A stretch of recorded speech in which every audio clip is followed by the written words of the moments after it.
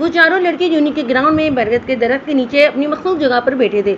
इनमें से 3 लड़कों का रुख अपने सरबराह की तरफ था, जो दरख्त से एक टेक लगाए बैठा था। रोशन ब्लू आंखें, माथे पर लापरवाही से बिखरे बाल, जो आखिरी हर लड़के की तवज्जो अपनी तरफ सिमट रहे थे।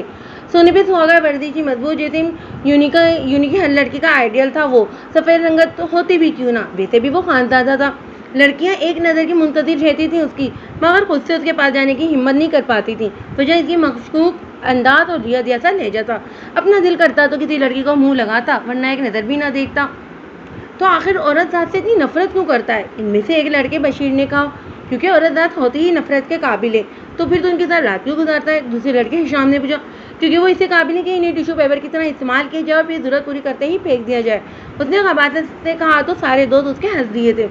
और वैसे भी लड़कियां तैयार होकर हमारे सामने आती ही क्यों हैं? उसने तनकीद से कहा। और मर्द होने के नाते हमारा ये फर्ज बनता है कि हम उन्हें सराहें। उसने आग मारते हुए कहा तो चारों का खबासा जुदा कहकर गूंजा था। एक नौजवान जिसका नाम सियाल, अगर कोई जान लेता कि इस खूबसूरत चेहरे के पीछे इतनी करायत भरी सोच है तो लोग इससे कोसों दूर रहते। वैसे भी लोग इसकी बुरी शोहरत की वजह से दूर ही रहते थे। हफ्ते में एक दफ़ा हवालात की हवा खाना तो इसका जैसे फ़र्ज था। और फिर गुंडागर्दी, मारदार और ब्लैक मेलिंग पे तो जैसे इसने PhD कर रखी थी। दफ्तर में उठा और कैफे जाने लगा जब सामने से आने वाली लड़की से टकरा गया। उसने सिर्फ आंखों से इस लड़की को देखा जैसे सारी गलती उसी की हो, जो नीचे ग्राउंड से अपने बिखरे नोट्स उठा रही थी। वो चौंका तब जब वो लड़की नोट्स उठाते उठाते रुकी, क्योंकि कुछ नोट्स सियाल खान के पाँव के नीचे दबे थे, जिन्हें वो मुद्रिब अंदाज से देख रही थी। सियाल ने उसकी आंखों में देखा और गरूर से उसके नोट्स को मसला जो उसके पाँव के नीचे दबे थे। सामने बैठी लड़की ने दुख और गुस्से से इस हरकत को मुलायदा किया और उसके आइन सामने खड़ी हुई। ये क्या हरकत है? वो बिगड़ी हुई शेरनी बनी बोली थी। वो महफूज हुआ। ये मेरे रास्ते में आने की छोटी सी सजा है। उसकी बात पर मुकाबिल को तेज दिला गई थी। मतलब क्या है आपका? अंधों की तरह खुद चल रहे हैं और इल्ज़ाम आप दूसरों पर धर रहे हैं। उसकी बात सुनते ही सियाल ने से कड़े तेवर से घूरा था। ए लड़की, जानती भी हो कौन हूँ मैं? खानदादा हूँ मैं। अपने से ऊंचे आवाज़ में बात करने वाले को कहीं का नहीं छोड़ता। सिर्फ 2 पल लगेंगे मुझे तुम्हारी अकड़ तोड़ने में। उसने गुस्से से वार्निंग देने वाले लहजे में कहा। अगर तुम खानदादा हो तो मैं भी खानदादी हूँ। मेरी रगों में भी पख्तून है। अगर सामने वाला इज्जत देने का कायल ना हो तो इसकी इज्जत को धोखोड़ी करते देर नहीं करती मैं भी। इस नाजुक अंदाज हसीना के मुंह में भी फनकार थी, जैसे मुकाबिल को आंखों से जलाकर रख देगी। वो पहले तो हैरान हुआ, आज तक किसी लड़की की इतनी जरूरत नहीं हुई थी इससे बात करने की, और ये छटाकबल लड़की इसे इसके सामने ही बेइज्जत कर रही थी। लम्हों में इसके गुस्से का इरादा बढ़ा था। इससे पहले कि वो इस पर झपटता, उसके दोस्तों ने उसे गिफ्ट में लिया। क्या कर रहा है इसे यार? लोग देख रहे हैं और डैन भी किसी भी वक्त आ सकते हैं यहाँ पर। चल यहाँ से। वो ना चाहते हुए भी उनके साथ घसीटता चला गया, मगर जाने से पहले उसके सामने रुका। देख लूंगा तुम्हें। उसके वार्निंग देने लहजे पर 2 पल को तो अजमील खान दुदा भी काम गई, मगर डटकर उसकी आंखों में देखती रही। ये लड़का उसे जहर से भी बुरा लगा था और ये तो तय था कि आइंदा वो इसके मुंह भी नहीं लगेगी, मगर आइंदा आगे क्या होने वाला था ये तो वक्त जानता था या खुदा। क्या हुआ ईशी? मुंह क्यों फूला हुआ है? दुराब ने अपनी दोस्त जैसी कजन को देखकर पूछा। तो दमकते सुनहरी रंगत पर सुनहरी कटोरों में खफगी लिए पूरे धूप की वजह से सिर्फ गालों में पंखुड़ी जैसे लब मासूमियत से लटकाए खड़े दुराब को मुस्कुराने पर मजबूर कर रही थी। क्या बताऊं तुरी, आज एक सरफीले लड़के ने मेरी असाइनमेंट खराब कर दी। इतनी मुश्किल से बनाई थी मैंने। उसने झुंझलाते हुए कहा। जब दुर्राब की उस पर नजर पड़ी तो फौरन दांत निकालते अपने जुमले की सही की। मेरा मतलब है तुमने बनाई और मैंने मदद की। इसके तेजी से बयान बदल लेने पर वो दिल से हंस दिया। तो हमारी दी ग्रेट इशी ने इस लड़के को यह किया। वो अपनी हिस्नर और मुंहपट के जन को अच्छे से जानता था, जो अगले बंदे को दिन में तारे दिखा देती थी। अभी जरूर किसी की शामत आई होगी, वो जानता था। ज़्यादा कुछ नहीं, बस हिसाब बेबा कर दिया। उसने अपनी फर्जी कॉलर झाड़ते को तो दाएं बाएं सर हिलाकर रह गया, जैसे कह रहा हो इसका कुछ नहीं हो सकता। सियाल शाह आज अपनी फ्लैट पर आया था, जो इसको गुंडों के सरबराह पाशा ने गुंडागर्दी की वजह से अलर्ट कर रखा था, जहां पर वो अपनी अयाशियां करता था। इससे आए कुछ ही देर हुई थी जब फ्लैट का दरवाजा ना हुआ। आपने दरवाजा खोला तो सामने रिया बेबाक लिबास में खड़ी आंखों में खुमारी लिए उसे देख रही थी। हेलो बेबी, कैसी हो? सियाल ने ऊपर से नीचे तक बेबाक निगाह इसके नीमरियां वजूद पर डाली, उसे तेजी से अंदर खींच लिया। मैं ठीक तो नहीं था, पर अब तुम्हें देखते ही ठीक हो गया हूँ, उसने शैतानी से मुस्कुराते हुए कहा। रिया खुशी खुशी उसकी भावों में आ समाई हुए से एलिवेटर पर चला गया, जहाँ उसे अपनी जरूरत पूरी कर सकता था। लाइट ऑफ करके दोनों भैयाई के तमाम हदूदें पार करने लगे। ऐसा ही था वो, लड़की से अपना मतलब पूरे करने वाला और बाद में इन्हें दो कड़ी का करके फेंकने वाला। वो चारों दोस्त यूनी के ग्राउंड में बैठे अपने पसंदीदा मशगले मतलब लड़कियों पर कमेंट पास कर रहे थे, जब सियाल खान की नजर यूनी के अंदर दाखिल होती इस्माइल खान पर पड़ी। खूबसूरत कंधे तक आते भूरे बाल, सुतमढ़ाते तबलेन कटोरे ऊपर से कयामत जैसे चिकरपी लव इसके हंसी पलवर में सियाल खान के हवास मुतल कर गई थी, और सीने पर सलीके से फैला दुपट्टा जैसे सबसे मुनफरिद बनाता था सियाल खान की नजरों में। और वो इसका एक ही नज़र में जायजा लेते हुए इससे पहले कि वो इसके करीब से गुजरती वो एक ही जिसमें उसके पास आ गया। उसकी शक्ल देखते ही इस्माइल के चेहरे पर 12 बज गए। लो, हो गया दिन का सत्यानाश। इस्माइल, ये किसकी मनहूस सूरत देख ली तूने? इसकी बर्बाद यार ने सुन ली, जिस पर वो लब बिछकर रह गया। जो लड़की खुद को समझती क्या थी, वो उसकी दूसरी साइड से गुजरने लगी तो वो बीच में हायल हुआ। मसला क्या है तुम्हें? उसने फाड़ खाने वाले लहजे में कहा। माफ़ी, एक लफ्ज़ी जवाब ने उसे उलझन में डाल दिया। लड़की, जो कल तुमने मुझसे जुबान दराजी की थी, इसकी माफ़ी मांगो मेरे से, वो भी अभी के अभी। उसकी इस हुक्मिया लहजे पर इस्माइल की रंगत गुस्से से सुर्ख होने लगी। माफ़ी मांगती है मेरी जूती? हो क्या तुम एक गुंडे जिसे ना पहनने का ढंग है ना बात करने का तरीका। इस्माइल की तकमीर भरे लहजे पर उसकी रंगें तंग गई। कहाँ सुनी थी उसने किसी की इतनी बकवास? ये लड़की उसके सर पर ही चढ़ती जा रही थी। इस्माइल ने उसके मुंह लगना बेहतर ना समझा, वैसे भी लोगों का मजमा लगना शुरू हो गया था। वो पलटी, इससे पहले कि वो चलती वो उसकी गर्दन को झटका दे गया। उसने पलट कर देखा। सियालशाह ने उसकी शाल जो उसके कंधों पर डाली गई थी चादर के पल्लू पर पाँव रखा था, जिसके बायस उसकी गर्दन को झटका लगा था और वो तमस्कुराना भरी नजरों से उसका जायजा ले रहा था। अपनी चादर उसके यूं पाँव के नीचे देकर इस्माइल का खून खोल उठा। एकदम उसे जिल्लत का एहसास तो उसने आओ देखा ना तो एक करारा थप्पड़ सियालशाह के मुंह पर जड़ दिया। इर्द गिर्द खड़े सभी लोगों के मुंह खुल गए। लड़कियों का हाथ अपने मुंह पर गया कि कृष्णा को जब खबर हुई तो दौड़ी चली और आगे के मंजर ने इसे डरा दिया। वो उसने आगे बढ़कर इस्माइल को खींच कर ले जाने लगी। किसी भी लड़की की इज्जत पर पाँव रखने से पहले थप्पड़ याद कर लेना कि अंदर ऐसी हरकत करने की जरूरत ना हो। वो लड़कियां होंगी जो तुम्हारे आगे दब जाती होंगी, मगर उसने अपने सीने पर दस्तक देते हुए कहा, इस्माइल, मैं खानदानी हूँ, अपनी इज्जत की हिफाजत करना मुझे अच्छी तरह आता है। अगर आइंदा हाथ पास भटके भी तो मुंह तोड़ दूंगी। उसने सिर्फ आंखों से उसे देखा, जबकि सियार खान का तो अभी तक यकीन ही नहीं आ रहा था कि एक छोटी सी लड़की उसकी इज्जत को भरे मजमे में दो कौड़ी का कर रही है। होश में आती वो उसके पीछे जाने को लपका, मगर उसके दोस्तों ने उसे झपट लिया। खानदादी, ये सही वक्त नहीं है। बशीर ने उसे हौसला दिया। वो अलग बात थी, वो किसी के काबू ही नहीं आ रहा था। मैं इसे नहीं छोड़ूंगा, उसकी सजा से मिलकर रहेगी। बड़े मुजमे में वो मुझे बेइज्जत करके गई है, देखना उसकी इज्जत कैसे दो कौड़ी की करता हूँ मैं। उसने पुरस्राले जी में कहा, क्या करने वाला है तू इस लड़की के साथ? ये ऐसी वैसी लड़की नहीं है, मैं जानता हूँ, तभी तो इसे ऐसी जगह जाकर मारूंगा जहाँ उसने सोचा भी ना होगा। अब होगा खेल शुरू, तैयार हो जाओ इस्माइल खान मुंह के बल गिरने के लिए। उसने सर मुस्कुराहट लिए कहा। इस वाक़े को एक हफ्ता गुजर चुका था और किसना कैफे में बैठे इस्माइल का सिर खाने में मौजूद थी। मेरी जान इस्माइल, मेरी बात को समझो, ये इतना आसान नहीं। तुमने इस लड़की को थप्पड़ मारा है और वो भी भरे मजमे में। कौन बर्दाश्त करता है? आइंदा तुम ऐसा कुछ नहीं करोगी, वादा करो मुझसे। कृष्णा ने इसे होश के नाखून दिए जो उसकी बातों पर कान धरने का नाम ही न ले रही थी। क्यों ना कहूँ उसे कुछ? अगर आइंदा उसने कुछ कहा तो इस दफ़ा तो थप्पड़ मारा था, अगली दफ़ा सर पर बदसरे बदर में से जूते मारूंगी। कृष्णा ने अपना माथा दोबारा पिटा। इस्माइल में जरा एहसास नहीं है वो कितना खतरनाक बंदा है, लोगों से मालूम हुआ है, जेल से भी होके आया है। अगर कल आंखों उसने तुम्हें कुछ कर दिया तो तुम्हारी बहन को फिर तुम क्या करोगी? एक ही तो बहन है तुम्हारी। उसकी बात पर 2 मिनट को इस्माइल भी होल गई। इससे पहले कि वो कुछ कहती, सियाल खान अपने गैंग के साथ उसे अपनी तरफ आता दिखाई दिया। कृष्णा ने उसकी आंखों का मरकज देखा तो खूब से खड़ी हो गई, जबकि इस्माइल सियाल खान की आंखों में घूरती बैठी रही। सियाल खान को इसका ये अंदाज भाया तो वो किसी घिसट के उसके सामने बैठा, जबकि उसके दोस्त खड़े रहे। मैं तुमसे कुछ कहना चाहता हूँ। उसने बोलने के लिए खुद को बड़ी मुश्किल से तैयार किया। वो मैं कहना चाहता हूँ कि आई एम सॉरी। उसके बेरहम अल्फाजों ने जैसे उसके दोस्तों के 14 तबक रोशन किए और इसमें लोग कृष्णा ने आगे फाड़ी देखने लगी। यही हाल उनके इर्द गिर्द खड़े स्टूडेंट्स का भी था। इसने इन सबको यूँ स्टिल देखा तो इस्माइल के आगे झटके बजाय जिसे वो होश में, क्या कहा तुमने? इस्माइल ने अपनी हैरत पर काबू पाते हुए कहा, यार सॉरी, गलती हो गई मुझसे, एहसास हो गया मुझे। वो उससे खफाजुदा चेहरे से सर झुकाते हुए बोला तो उसके दोस्त गज खाकर गिरने वाले हो गए। ओ तेरी यार, ये सूरज कहाँ से निकला है आज? बशीर एहतशाम के कान में फुनफुनाया था। और मैं तुम्हारी बात पर यकीन क्यों ना करूँ? क्या पता तुम सिर्फ ऊपर से ही ऊपर माफ़ी मांग रहे हो, अंदर से मुझसे बदला लेने का इरादा रखते हो। इस्माइल ने एक आइब्री उचकाते हुए कहा। ये सियाल दिल में उसकी जहानत का कायल हुआ। ये लड़की इतनी आसानी से पटने वाली नहीं थी। तुम एक बार आजमा कर तो देखो, दोस्ती में मुझसे खरा किसी को नहीं पाओगी। उसने इस्माइल के आगे दोस्ती का हाथ बढ़ाते हुए कहा। उसके चेहरे पर जहाँ भर की मुस्कुराहट सजाते हुए कहा। इस्माइल उसका चेहरा देखकर रह गई। वो तो ठीक है, मैंने तुम्हें माफ़ किया, लेकिन मैं लड़कों से दोस्ती नहीं करती। ये कहते वो टेस्टना को चलने का इशारा किया। सियाल खान अपना गुस्सा जब्त करके देखिए, ये लड़की से तंगी का नाच नचाने वाली थी। ये बात वो जान गया था, मगर उसने भी इरादा कर लिया था। वैसे भी वो जो इरादा कर लेता था, इसे पीछे हटना तो इसने कभी देखा ही नहीं था। आफ्टर ऑल वो सियाल खान था, जिद उसके खून में शामिल थी। इससे पहले कि इस्माइल खान जाती वो राह में हायल हुआ तो क्या मैं समझूं कि दोस्ती पक्की? उसने आगे टपटपाते हुए कहा। इश्माइल ने उसके ऐसा करने पर एक मिनट की सैर था उसकी रोशन ब्लू आईज में। इश्माइल ने सर झुकाया और आगे बढ़ी। सियाल का अंदर अपनी कामयाबी के पहले कदम पर मुस्कुराया।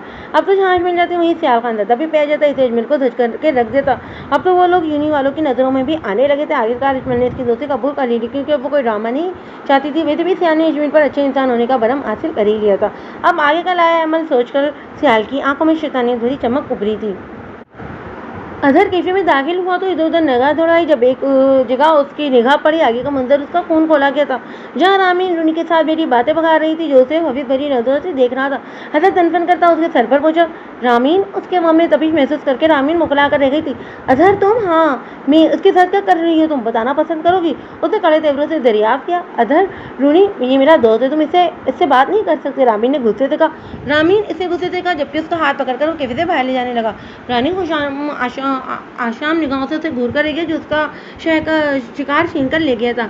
बाहर आते ही अजहर ने उसे झटके से छोड़ा। अजहर, ये क्या बदतमीजी है? तुम मुझसे ऐसा सलूक नहीं कर सकते। रामीन के लहजे में बगावत थी। रामीन, जब हर किसी को पता है कि इसकी शोहरत अच्छी नहीं, तो फिर तुम क्यों इसके पास गई? क्योंकि इसके पास स्टेटस है, पैसा है। रामीन की बात पर वो शॉक रह गया। रामीन, मुझे तुमसे ये उम्मीद नहीं थी। अजहर ने अफसोस से कहा। मेरी आर्मी ट्रेनिंग बस कंप्लीट होने वाली है और मेरी जॉब कन्फर्म हो जाएगी। तुम सब्र कर लो।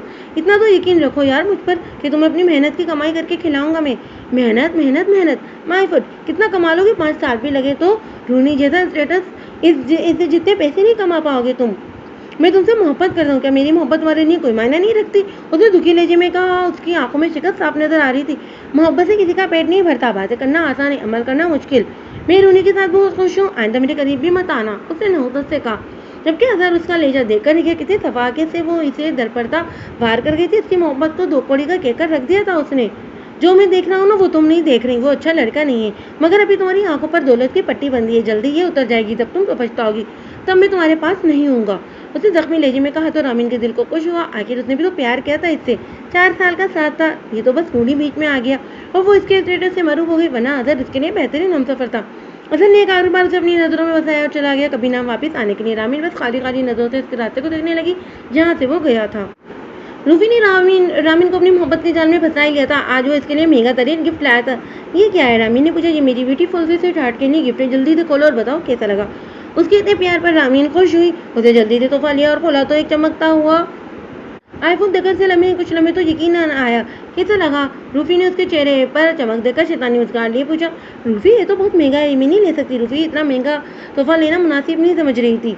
यार इस तरह करके तो मेरी मोहब्बत को तकलीफ पहुंचा रही है। मैंने कितनी खुशी से लिया है तुम्हारे लिए, रूफी ने मसनूई खफगी से कहा। तो रामीन को मानते ही बनी। रामीन आईफोन का नया मॉडल पाकर बहुत खुश थी, मगर वो ये नहीं जानती थी कि ये आर्जी खुशी उसकी दायमी खुशी को छीन लेगी। यार ऐसे तो नहीं करो ना दूरी, मैं अकेले कैसे घर आऊंगी? इश्माइल ने फोन पर झुंझलाते हुए कहा। दुर्राब को कहा, जो इसे फोन पर अपनी बाइक खराब करने के बारे में बता रहा था, जिसकी वजह से इसमें सब झुंझलाहट का शिकार हो गई थी। कोई और भी था जिसने उसकी ये बातें सुनी थी और इसे मौका मिल गया था। उसे अकेले जाने तक देर लगता था और आज तो स्ट्राइक भी थी, कोई टैक्सी भी मुश्किल से ही मिलती, वरना वो यूं से थोड़ा आगे ही गई थी। तभी सुनसान रास्ते पड़े थे। दिल में शिद्दत से उसे टैक्सी आने की दुआ की। वो चमक चलो कहा, चलिए। अपनी करीब से आती आवाज़ पर वो दौड़कर उछली। पीछे देखा तो एक नहीं बल्कि चाचा रुबाज गुंडों ने उसे अब चारों तरफ से घेर लिया था। उसकी जान घबराने लगी। यहाँ तो कोई था नहीं जिसे वो मदद मांगती। डर के मारे उसकी आंखों में आंसू आ गए। अरे रोती क्यों हो बारबी डॉल, जरा नजदीक तो हो, इनमें से एक लड़की ने कमाते से कहा, जबकि बाकी सभी उसे हैबियत भरी नजरों से देखते हुए हंस रहे थे। पहले के वक्त थी। इनमें से एक ने उसका हाथ पकड़ा और उसे सुनसान गोशे में घसीटने लगा। नहीं नहीं, खुदा के लिए मुझ पर रहम करो, मुझको छोड़ दो। अश्मिन को लगा आज उसकी जान निकल जाएगी। उसने शिद्दत से अल्लाह को याद किया। उस लड़के ने जैसे इसका दुपट्टा खींचा, इश्माइल ने आंखें मिचकर शिद्दत से अपने मरने की दुआ की। एक तरह की मापन ने झटके से आंखें खोली तो आंखें का मंजर बदल चुका था।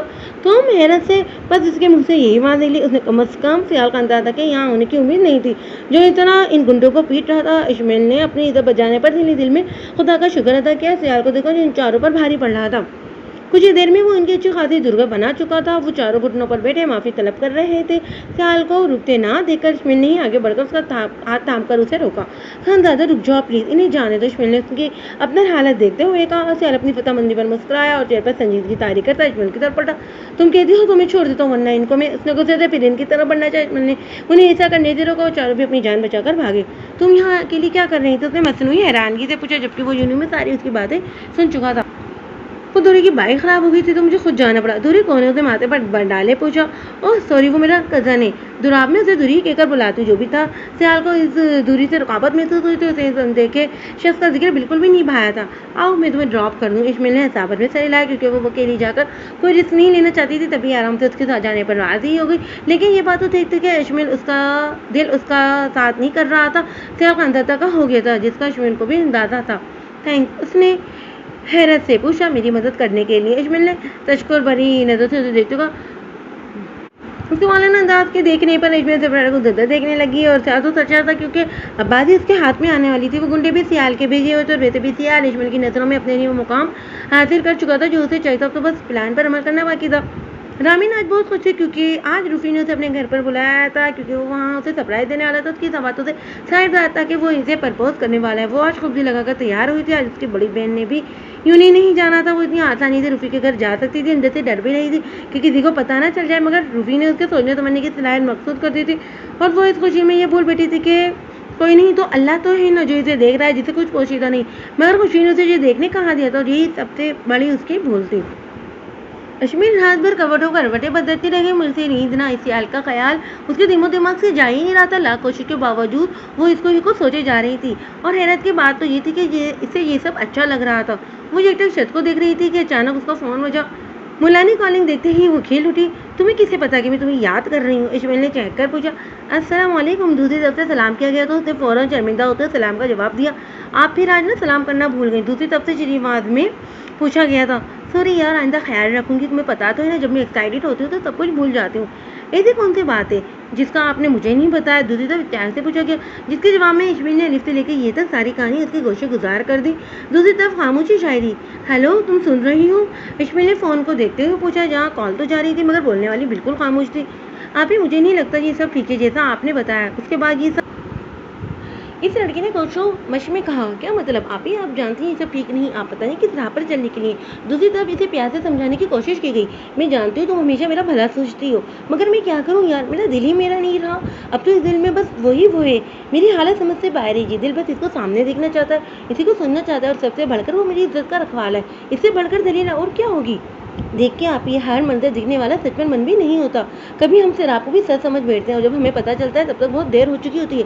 आज तो इसकी बहनों जैसी कज़न की बातें इसके दिल पर कुछ असर ही नहीं कर पा रही थी क्योंकि वो कटन राह पर चल निकली थी और वो थी इश्क की दूसरी राह, मोहब्बत। क्योंकि राह इज्जत तो पहले ही सियाल उसे दे चुका था और वो 3 मर्दों को कभी नहीं बोलती अपनी पहली मोहब्बत, इससे सच्ची मोहब्बत करने वाले को और सबसे बढ़कर उसकी इज्जत देने वाले को। इससे कुछ कहीं बगैर कॉल कर दी। अब सिर्फ वो थी और सियाल की यादें। रामीन उन्हीं के घर पहुंची थी। उसने गेट के पास इस अजीम इमारत को देखा जो अपने मुस्तकबिल पर सरचार हुई। वो अंदर की तरफ बढ़ने लगी तो गेट पर बैठी चौकीदार ने उसे अफसोस से देखा था। उसकी आंखों में एक अजीब सा तासुर दिखकर रामीन को घबराहट हुई। क्या मुझे बता सकते हैं रूही का कमरा कौन सा है? उसने आराम से उसे रास्ता समझा दिया। इससे पहले कि वो जाती चौकीदार बोल पड़ा, अच्छे घर के लगते हो, मेरे यहाँ कैसे आना हुआ? मतलब उसने उसे निकलते हुए हैरत से पूछा। बेहतर होगा कमरे में जाने से पहले कुछ देर बाहर रुक जाना, शायद कुछ भला हो जाए तुम्हारा। उसकी बात रामीन के सर पे से गुजर गई। उसके माथे पर पसीने की बूंदें चमकने लगी। वो फटाफट घर में दाखिल हुई और अपने मतलूबा रास्ते पर चलने लगी। कुछ देर में उस कमरे के बाहर पहुंच चुकी थी। उसने अपनी सांस को बहाल किया और चेहरे पर हाथ फेरकर अपना चेहरा तपतपाकर सी करने लगी। इससे पहले कि अंदर दाखिल होते मर्दाना केको की आवाज़ ने उसका हाथ हवा में ही रोक दिया था। यार आखिर तूने फंसा ही लिया इस रामीन और हसीना को। अनजान लड़की के मुँह से अपना नाम सुनकर इसके रोंगटे खड़े हो गए। यार ये लड़के ना बस पैसों की होती है, पैसा फेंको और आपकी मुट्ठी में। बेफिक्र करे तमीज़ बात में उसका दिल चाह के वो डूब कर मर जाए। आई नहीं तेरी रानी अभी जी किसी तीसरे लड़की की आ जाएगी यार, आ जाएगी। आखिर जाएगी कहाँ? आखिर इसी ने तो हमारी रात को रंगीन करना है। रूफी ने कहा लगाते हुए सारे हाथ दिए। रामीन की टांगे बेजान होने लगी। यार हमारी बारी कब आएगी? एक लड़के ने खमासत भरी आवाज़ में पूछा। यार पहले मुझे तो अपनी सेरेमनी कर लेने दे। तुझे पता तो है तेरे भाई को उनकी कलियों का अफ्तार करने में कितना मजा आता है। इससे पहले राउंड मेरा और फिर तुम लोगों की बारी रात आखिर उसे थोड़ी जाने देना है। इतने पैसे लगाए हैं बस उस समय वापस भी तो लेने हैं। उसकी थी बेबाक और कड़ाई मंदावेद बातों पर रामीन को घिन महसूस हुई। उसका दिल चाहिए ज़मीन पर रोज में दफना जाए। अभी चौकीदार की बातों और नजरों का मौका उसको समझ आ गया। तब लड़खड़ाकर कदमों से दूर यहाँ रुककर वो अपनी मौत को दावत देना नहीं चाहती थी। बाहर उसे बंद गेट पर चौकीदार मिल गया। प्लीज़ प्लीज़ दरवाज़ा खोले, मुझे जाना है। रोने के बाद उसके मुँह से अल्फाज भी ठीक तरह से नहीं निकल पा रहे थे। चौकीदार को समझ आ गया कि वो इन दरिंदों से बच गई है, इसने फ़ौरन गेट खोलते और उसे जाने दिया। मगर ये कहना ना भूला, बेटा आइंदा आप कभी माँ बाप को धोखा ना देना, वरना ये दिल दुखा कर रख देंगी। पैसों के लिए कभी आखिरत मत खराब करो। अपनी दायमी मोहब्बत के साथ ज़िंदगी गुजारना सीखो। उसके लफ्ज़ों ने रामीन को अंदर तक झंझोड़ दिया। वो सावरने से रिला कर चुप करके भागी जहाँ तक हो सकता था। जिंदगी में आ गई के दर बार बार नहीं खुलता। जो आगे का लम्हा था जिसे रामीन ने अपने ज़हन से बांध लिया था, इन्हीं पछताओं का दौर शुरू होना था जो उसने खो दिया था। दिन ब दिन गुजरते चले गए। अजमल और सियाल की मोहब्बत परवान चढ़ती चली गई। अब तो वो ज़्यादातर साथ ही पाए जाते थे। अजमल भी जब सियाल के इर्द गिर्द होता तो परिंदे की तरह चाहती रहती, मगर दूसरी तरफ मौजानी चाहिए रहती। अजमल ने आज भी सियाल से अपनी बेमौलूद मोहब्बत का अदा नहीं किया, लेकिन गुजरते दिन के साथ सियाल के बगैर जीना भी मुश्किल होता जा रहा था उसके लिए। दूसरी तरफ अपनी कामयाबी पर सरचार था, लेकिन अक्सर वो इश्मिल की बातों से मोहब्बत में खो जाता, लेकिन अपने मकसद को याद करता और फिर पत्थर का बन जाता। सियाल को मालूम नहीं था जिस बदले की आग में वो उससे नज़दीकियाँ बढ़ा रहा था, वही मोहब्बत इसे कहीं का नहीं छोड़ेगी। कृष्णा ने कुरान पाक का मुकम्मल तर्जुमा कर लिया और अपने दिल को बहुत से आदत महसूस करी, तो उसने सोच लिया था कि वो इस्लाम कबूल कर लेगी। आज वो दिल के डर को पीछे छोड़े इस्लाम कबूल करने जामिया में मौजूद थी। जब वहाँ के बुजुर्ग उस्ताद ने उसे कलमा पढ़ाया तो उसका चेहरा ज़रा रोने की वजह से भीग गया। वो अपने अंदर एक पाक रूह महसूस कर सकती थी। उसका नाम रूरू ने रखा गया था। आंखों का नूर वो जानती थी अजमल को ये नाम बेहद पसंद है, इसलिए उसने ये नाम मुंतखब किया था। सियाल और इजमल यूनी के ग्राउंड में बैठे फ़ोन यूज़ कर रहे थे। उनकी आदत बन चुकी थी, जब वो फारिग होते तो अपना वक्त एक दूसरे के साथ गुजारते थे। कितनी बेरहमी से कत्ल किया गया, इसे पता नहीं कौन ये किलर है कि इसके सीने में दिल नहीं। इजमल रहमत के कत्ल की ब्रेकिंग न्यूज़ पढ़कर अफसोस करने लगी। उसके बाद पर चंद मुकनी सियाल की आंखों में तासुर छा गया, मगर अजमल के देखने पर उसकी आंखों पर नरमी तारी हो गई थी। हो सकता है उसके सीने में पत्थर हो, क्या पता वो लोगों को कत्ल करके सुकून महसूस करता हो। जब सियाल बोला तो उसका नीचा पुरसरा था। अजमल ने खौफ से जरूरी लेकिन फिर भी यार मैंने ऐसा क्लियर आज तक नहीं देखा जो दूसरों को इतनी बेरहमी से कत्ल कर दे। मैंने अपने ख्यालात का इजहार किया। हो सकता है अपनों को इतनी बेरहमी से इससे दूर किया गया हो ताकि वो दूसरों को अपनों से जुदा करके उनकी मोहब्बत को खत्म करके सुकून महसूस करता हो। क्या पता इसको मोहब्बत ना मिली हो, तभी वो उनकी मोहब्बत को उनसे जुदा करता हो। उसके बाद ये सुनकर इस्माइल का मुँह तकने लगी, फिर हंसने लगी। सियाल ने मुर्गा उसे देखा। मैंने ऐसा भी क्या कीजिए जो तुम दांत निकाल रही हो। सियाल को उसका हंसना समझना आया। सियाल सीरियसली तुम ऐसा सोचते हो? यू नो व्हाट, अगर मेरी मौलानी यहाँ होती तो क्या कहती? सियाल ने एक आइब्रो उसके दिल की नरमी और रहमदिली और रब का एक इनाम है, जिसे ये मिल जाए उसे रब की रहमत मिल जाती है। ये कहती है सियाल तुमने ये कैसे सोच लिया? ये शख्स दूसरों से उसकी मोहब्बत छीनता है, खुद कैसे मोहब्बत की चाह कर सकता है? दूसरों को उनके अपनों से दूर करके वो खुद भी कभी मोहब्बत हासिल नहीं कर सकता। उसकी बातों ने सियाल के अंदर हलचल मचा दी थी। ये क्या कह गई थी ये लड़की? क्या वाकई ऐसा था?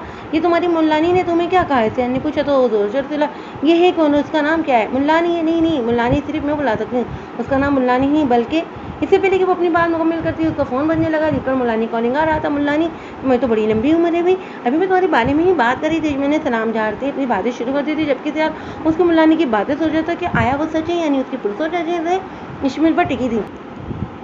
एक हफ्ता गुजर चुका था। रामीन यूं ही घर में बैठी हुई थी। अजहर का दिया आईफोन भी उसने बंद करके अलमारी में रख छोड़ा था। यूं नहीं जाने की तो उसमें हिम्मत ही नहीं बची थी। वो अपनी ही नज़रों में गिर गई थी। घंटों एक ही जगह बैठी रोती रहती थी। एक हफ्ते से वो बुखार में मुतमना थी। घर में सब उसके लिए बहुत परेशान थे, मगर वो सिर्फ और सिर्फ अजहर को ही सोचे जा रही थी। रह रहकर उसे अपनी आखिरी मुलाकात याद आ रही थी। कितना कहा था अजहर ने कि रूफी गलत बनता है, मगर वो ना मानी। उसकी आखिरी तरफ बड़ी नज़र उसके दिल में गड़ कर रह गई थी, जो उसको अंदर ही अंदर खाई जा रही थी। कहाँ हूँ अजहर, लौट आओ। देखो तुम्हारी रामीन को तुम्हारी ज़रूरत है, कोई नहीं है यहाँ। कहाँ चले गए थे? मुझे तन्हा करके एक बार लौट आओ। मैं माफ़ी मांग लूँगी तुमसे और फिर कभी तुम्हें खुद से दूर नहीं जाने दूँगी। लौट आओ प्लीज़। थक कर रामीन ने आंखें मोड़ ली थी। नूरुल ने जब से इस्लाम कबूल किया था तब से ही घर में आज उसका कदन से रिश्ता पक्का थी कर दिया गया था। वो सोच कर परेशान थी आखिर कहाँ जाए, क्योंकि जब से उसने इस्लाम कबूल किया था वो जान गई थी कि उसे किसी मुसलमान से ही शादी करनी, ना कि किसी गैर मजहब के लड़के से।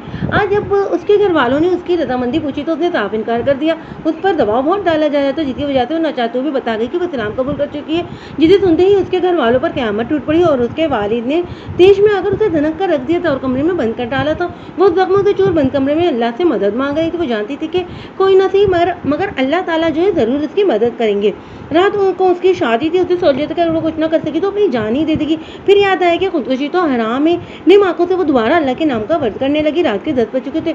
उसके मौत के फरीज तक कभी भी आ सकते थे। वो अपने नमाज पढ़कर फारिग हुई थी जब अचानक दरवाज़ा खुला। उसके कदमों से जान निकल गई थी तो वह कान पूछा था दरवाजे में माँ को खड़ा देखकर उसका दिल फिर से धड़कना शुरू हुआ। उसकी माँ जल्दी से उसके करीब आई और कसकर उसे गले लगाया। आखिर जो भी तब उसकी बेटी ही थी ना। उठो जल्दी करो, वक्त बहुत कम है। माँ की बात पर उसने हैरत से फटी आंखों से उसको देखा। उसकी माँ ने खिड़की के करीब ले आई, खिड़की को ज्यादा धक्का दिया तो वो खुल गई। जाओ यहाँ से, फिर वापस मत आना। मैं अपनी बेटी को जीते जी मरता हुआ नहीं देख सकती। उसने कुछ कहे बगैर ये शायद आखिरी बार अपनी माँ को गले लगा और खिड़की के पर्दों में लटकते हुए बाहर गिलास में जा गिरी। मुश्किल से ही थी, मगर वो चौकीदार को चकमा देकर भागने में कामयाब हो चुकी थी। मगर उसकी बदकिस्मती कहीं या कुछ और, गाड़ियों से भागते हुए देख लिया और उल्टे का पाँव अपने सांप को पता नहीं लगा। नालायक, ये बात तो मुझे अब बता रहे हो, खड़े खड़े मुंह क्या देख रहे हो?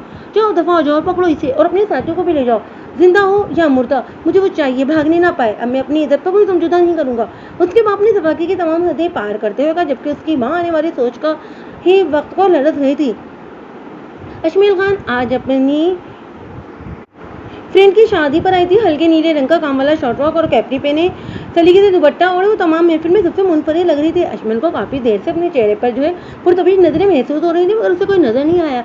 जो ही उसने निगाहें सामने उठाई तो हैरत के मारे उसका मुंह खुल गया, क्योंकि सियाल साहब जो है काली शलवार कमीज में शहजादों की आन बांध लिए स्टेज पर दूल्हे के साथ बराजमान थे, जबकि घेरे निगाह अशमल पर टिका रखी थी। अशमल के मुंह खोले देखने पर सियाल को हंसी तो बहुत आई, मगर जब कर गया उसने सबसे बचकर अशमल को आंख मारी तो वो होश में, साथ ही उसके 14 तबक भी रोशन हो गए थे। कितने धड़ल्ले से उसने उसको आंख नहीं मारी थी, उसका चेहरा लहर झलकाने लगा था। उसने नजरों में अशमल को इशारा किया, जिससे कि जवाब वो नवी में सर हिला के थी।